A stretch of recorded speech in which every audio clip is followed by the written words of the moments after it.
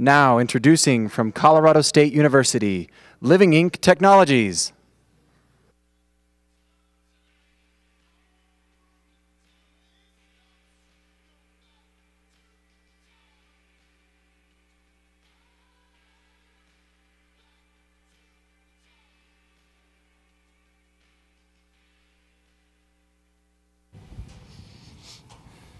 So I'm Scott Fulbright, this is Steve Elbers, and we're LivingInk Technologies. We're fifth-year PhD students in the Cell and Molecular Biology program at Colorado State University, and we both work in the Technology Transfer Office at Colorado State. We've personally developed a patent-pending process that uses living algae as a living ink. And so you can imagine all the different possibilities we can do with this ink. And I bet you we have a patent on it. This is a 1.0 in my window in my apartment. This is a time-lapse video of the technology at work. And so as academic scientists, we always like to start with the biochemical pathway that we're working with. And as you can see, we've got glucose at the top there.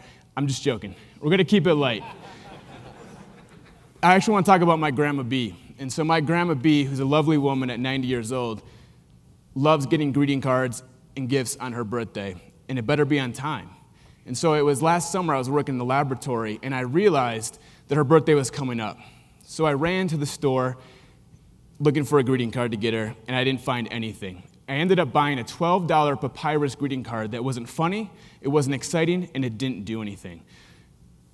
And that's so it inspired me to have my aha moment to bring something that Steve and I have been doing for years, which is growing algae, and combine it with this $8 billion greeting card industry. And so I think it's kind of funny that my 90-year-old grandmother inspired our first biotechnology company. So Steve and I have been doing biotechnology for years. We work in the algae biofuels industry right now, and we love algae. We think they're beautiful, as you can see from this slide. And they're everywhere. They're on your clothes right now. They're in the puddles outside. And we can go down to City Park in Fort Collins, and we can take a sample. We can go back to our laboratory, which used to be Steve's guest room. And with our scientific expertise, we could then isolate these algae cells and turn it, and with different technologies and different ways, we can then turn these living algae cells into beautiful living ink products like this. And so the other thing that's beautiful about this technology is we can actually do a time-lapse greeting card. So Steve and I are both expecting kids within the year, and so I could send this card to my grandmother. It says, "Ready for the big announcement." She opens it up, she puts it in the window, and with sunlight, balloons show up. And as the days go by, the card develops by using our different algae strains. The way this works is that these algae cells are very dilute, but as they grow and they multiply, you can start to see it with your eye. And currently, we've ordered all these colors you see here, and this week we got in black, which we're excited about. We also want it for manufacturing, have a cell printer. This is just like your inkjet printer at home, except that it prints cells. And in the end, we want this card to be on paper, just like a normal greeting card. Oops, I'll go back. And so we're excited about the greeting card industry, but we've also been talking to a company called Hand to Mind, which brings STEM products into classrooms around the country. We believe that there's a demand for our product in classrooms to teach kids about what's going on. Also, do-it-yourself kits where kids can have these inks and make their own greeting cards and coloring books. Promotional products, which is a $20 billion industry. We believe our living ink has a sticky message for advertising. Oops. So why are we well-positioned for success? Like I said, Steve and I are both getting our PhDs this year, so we bring the scientific expertise to the problem. We both work in tech transfer, so we're always thinking about intellectual property and furthering our portfolio of patents. We've raised a combined $400,000 worth of fellowships during our PhD, and I've worked for 4 algae biofuel startups in the last several years. We realized that we bring a lot of the R&D side of things, and to strengthen our business side of our company, we brought on some strategic advisors, Todd Headley and Larry Curran. But we also realized that there's room for more, and we need help with advertising and marketing. So we're seeking advisors to help us with sales, marketing, people that can help us with the artistic designing of our cards, and also people well connected within the greeting card industry or floral industries. So like I said, we have a patent pending on this technology, which is using algae as an ink, and we also have other patent pending technologies within other patents. And so we have a wet lab space at Colorado State University, which gives us a competitive edge. We're developing products right now. And Steve, so the first market we'd like to enter is the greeting card market. It's an $8 billion a year market, but it's a little stagnant. And major players are interested in trying to find new, innovative ways to attract and retain people to this market. They're using technologies like the technology they call mechanical paper. Technologies that talk to you or sing to you from a card. And you can imagine how much a product like that costs. But they continuously try to figure out ways to bring in buzzworthy ideas, wow factor ideas, something that brings in a younger audience and attracts people to the greeting card industry. We think we have something like that. We have an innovative product, a unique product, a personalized product, and an interactive product. You can see an example here of something we painted. That's the CSU Ram, go Rams. And this product fills that need. It brings young people to the market. We believe that. And so we did some basic market research to make sure that we were thinking the right way with this product. Over 80% of the people we polled said that they liked the the unique nature of the card. Over 80% of the people said they'd pay $10 or more for the product. And over 65% of the people said they liked the time-lapse concept. But every time we sent out a survey and got answers back, we continuously heard this. People were excited to come home and see what happened. And that's exciting for us. They thought about the product as they drove home. They thought about a greeting card. And that's what this industry is really interested in trying to capture, something new, something different. We'd like to further develop that market research to make sure that what we're thinking is absolutely correct. And so we're interested in working with some local research groups to fill out that market analysis. We also have been in talks with several PR firms about our product. And we want to make sure that we're marketing our product correctly. It's a product that many people can't imagine on the greeting card aisle. And so it's important for us to brand our product, for people to be able to understand what this product is. We're also interested in putting it into local shops and getting it into the hands of the customer to see what they actually think about it.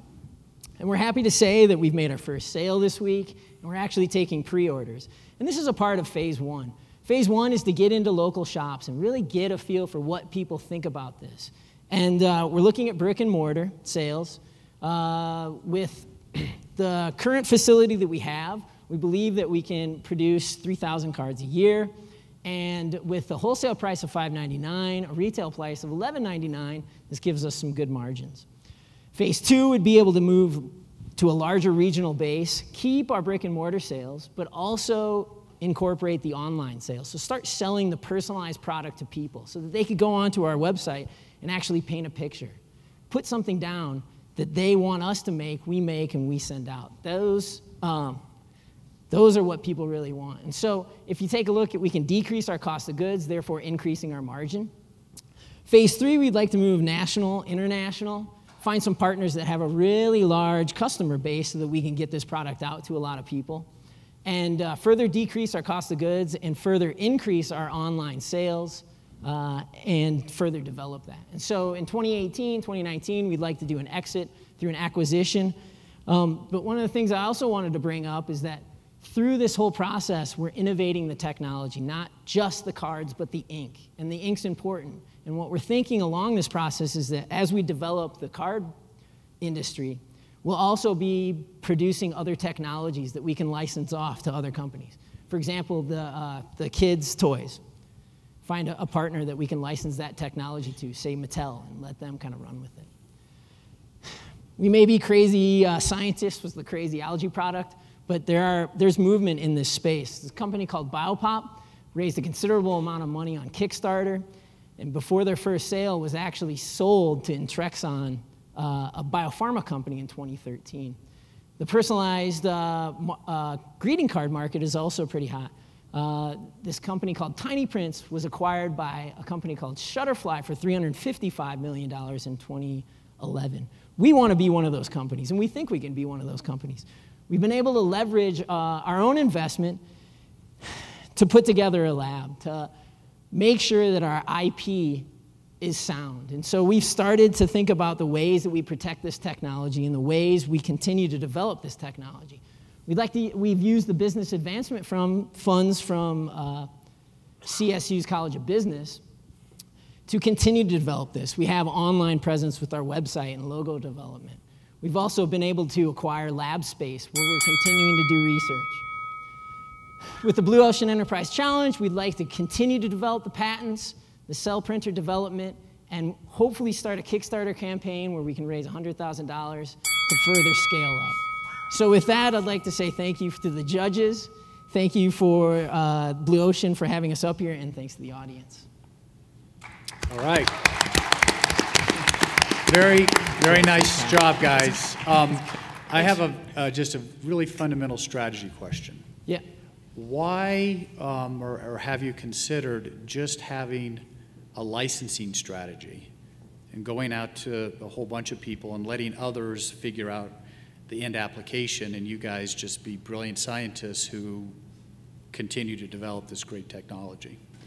Yeah, I think we'd like to do something like that, but we feel like we got to validate this for some of the customers to get some traction, to get it out there, to allow people to see the product and see the innovative nature of the product, and then let their minds wander and into other products that we're also thinking about. We're also developing IP for those before they even get to that thought, so that we can then say, yes, we're going to this area, we're going to this area, we're going to this area in licensing.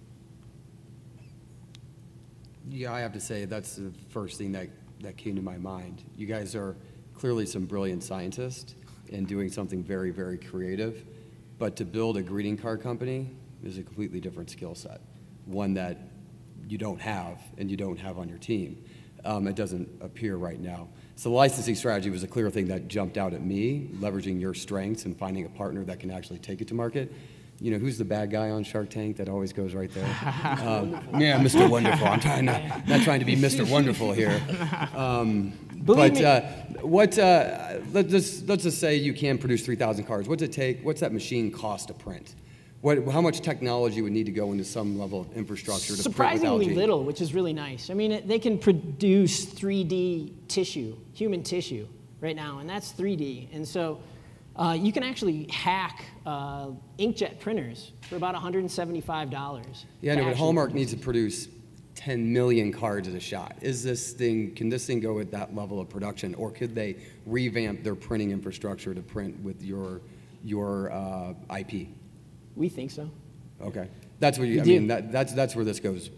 You know, absolutely ginormous big. Yeah, and you know, I mean, I think we go as far as being able to validate it. If somebody said, "Yeah, we love the technology, we'd like to take it off your hands." Have you ever talked to anybody at Hallmark or any? We've sent emails with no responses, and that's part of why that's part of why we're trying to prove this concept. Is that this last week we went into Fort Collins and we want to get into those stores. One, to see what customers think of our product, and the other is to people actually like the concept. So I know that you don't think we can do a greeting card company and things like that, but just when we actually put on how's it going, thanks for ordering our card. People like the idea of this kind of time-lapse component and something's growing in their house. So we actually didn't even think we were going to sell our 1.0 product, which I showed you at the very first slide. But we're getting emails on our website saying, I want to buy one. We're getting phone calls, we want to buy them. And so I think you're absolutely onto something. You guys have something here, for sure. I just don't know if you have the right approach to it just yet. I mean, I think the idea of going down a Kickstarter route, coming up with some sort of bio-poppy type gimmick, something that's catchy and simple that you could do a algae starter type campaign. Like I have a friend in New York City. She's a young woman that makes organic ice creams called Milkmaid. She did a lick starter. She has like 2 million followers on Tumblr. And, and I do think that's an interesting approach to try to go with, is come up with some catchy thing that catches attention. But I think you're onto something. I just don't think you know how to monetize. What's the right strategy to monetize? And I don't think we're going to claim that we do, because we are the scientists that do have the patent portfolio that we're trying to build. And so we spend a lot of our time, putting these slides deck together is, something that's new for us, but going to the lab and developing new technologies isn't. So we're developing new technology as well. We talk to people like you to help us kind of build the marketing scheme and what product's right for our LivingInk. So yeah, I agree with you. It strikes me that the consumer education is just daunting here, and that's where I think I agree with the other panelists here that a licensing strategy is probably the most productive way to go, but maybe you can tell me differently. At this point, I don't think we can. You know, this is a relatively new technology. No one's really doing it. Yeah, and I think that's sort of the idea of what we're trying to do is to validate it with the customer, so that we can get the big companies interested and say, hold on, we really like what you're doing. This is something that we really need. Yep. And when they come to us, we can say, yes, we have the patent portfolio. And that's I think that's a respectful way to do it, right? Is to try to find traction.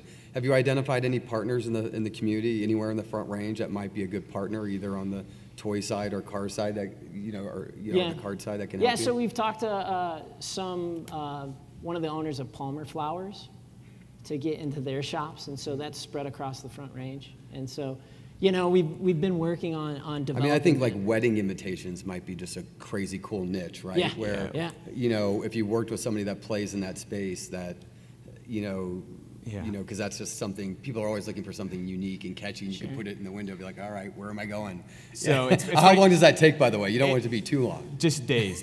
We can control it out, and it's funny that you say that because we've already had 2 orders of wedding invitations from my sister's friends, because that's one of those things that people are always trying to have the newest and the best and something different. And so, you know, we already had somebody say, hey, can I get 200 of those? And then we've got these business pitches, and so we don't have time to make them right now. But you know that there is interest in wedding invitations and things like that. So I have a question on just what is your yield rate if you had to do 100 of these or 1,000 of these? How many of them grow as they should grow?